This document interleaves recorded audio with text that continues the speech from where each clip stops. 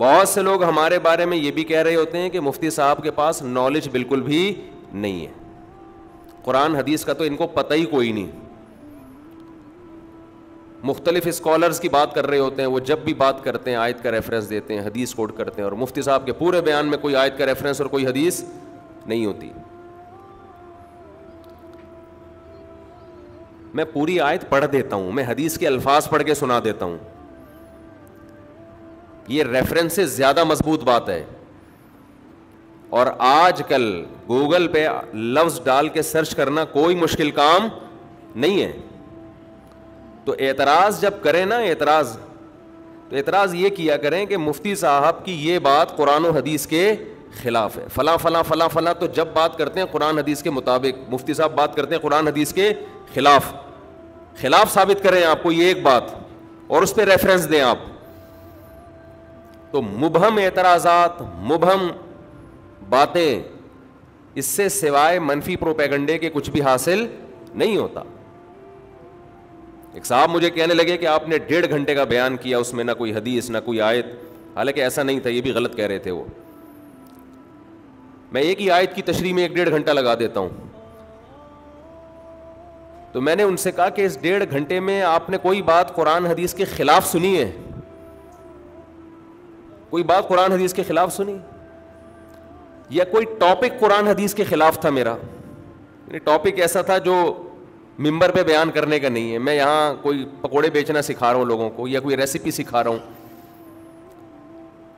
تو خام خامے جس کو جس سے بغض ہوتا ہے وہ کہیں نہ کہیں سے کچھ نہ کچھ نکال کے لاتا رہتا ہے. کچھ علمی اشکالات ہوتے ہیں, بعض دفعہ وہ ہوتے بظاہر بڑے جاندار ہیں, اس میں لوگ کیا لیبل لگاتے ہیں خوب سمجھ لیں. یہ تو بات کر رہا ہوں یہ سب سے زیادہ پوائنٹ کی بات ہے, اس پہ بھی کلپ بنا دیا کرو. ہمارے اپنے چینل سے بعض دفعہ کوئی ڈھنگ کا کلپ ہی نہیں نکل رہا ہوتا. کچھ دن پہلے میں نے ایک مسئلہ بیان کیا کہ لوگوں کو آج کل فقہا پہ اعتماد نہیں ہے. نئے نئے مجتہدین مارکیٹ میں آ رہے ہیں, اسکالرز آ رہے ہیں, اور جتنے ہمارے قدیم فقہا ہیں نا ان کو ایسے بنا کے پیش کرتے ہیں جیسے وہ سارے معاذ اللہ بے وقوف تھے. قرآن حدیث ان کو آتا ہے, ان کو تو کچھ بھی نہیں پتا تھا, انہیں تو پتہ ہی نہیں تھا. اس کی میں نے ایک مثال دی تھی کہ ایک میاں بیوی میں نکاح ہوا اور آپس میں ملاپ نہیں ہوا. وہ ایک امریکہ میں ہے اور ایک پاکستان میں. بچہ پیدا ہو گیا جی 2-4 سال کے بعد.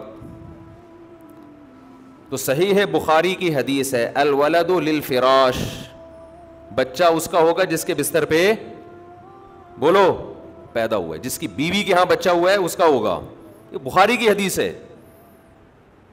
اور جو زانی ہے, جس نے زنا کیا اس عورت کے ساتھ, وہ محروم ہوگا, اس کی طرف بچے کی نسبت نہیں ہوگی. ایک صاحب نے مجھ پہ اعتراض کیا, پوری پوسٹ چلائی ہے پوری ڈیٹیل کے ساتھ. پوسٹ یہ چلائی, پورے لکھا تفصیل سے نا کہ مفتی صاحب اپنے مسلک کا دفاع کر رہے ہیں. اچھا, آج کل جس کو بھی ٹھڑک پوری کرنی ہوتی ہے نا مخالفت کی, اگر اس کی مرضی کے خلاف مسئلہ ہوگا نا تو فوراً پتہ کیا الزام لگائے گا, یہ فقہ حنفی کی یا اپنے مسلک کو ڈیفینڈ کر رہے ہیں. حالانکہ سامنے والا اپنے مسلک کی حمایت کر رہا ہوگا, مقصد اس کا اپنے مسلک کو بچانا ہے کیونکہ زد پڑ رہی ہے نا.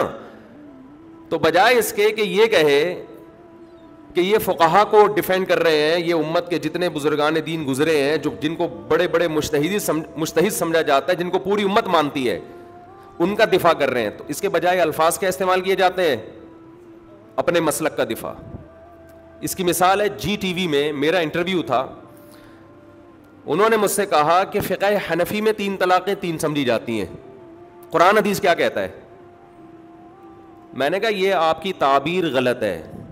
قرآن حدیث اور تمام صحابہ 3 کو 3 سمجھتے ہیں, اس لیے فقہ حنفی میں 3 کتنی ہے؟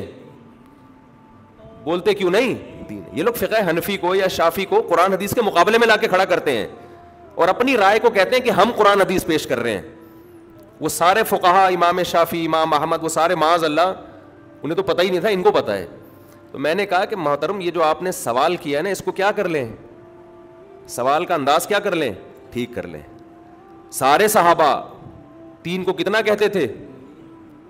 حضرت علی، حضرت عثمان، حضرت عمر، کوئی ایک سے بھی ضعیف سند سے آپ نہیں، ضعیف سند کہہ رہا ہوں میں، صحیح تو دور کی بات، کہ جنہوں نے ایک مجلس کی 3 کو کیا کہا ہو، ایک کہا ہو، ایک بھی نہیں ملتا.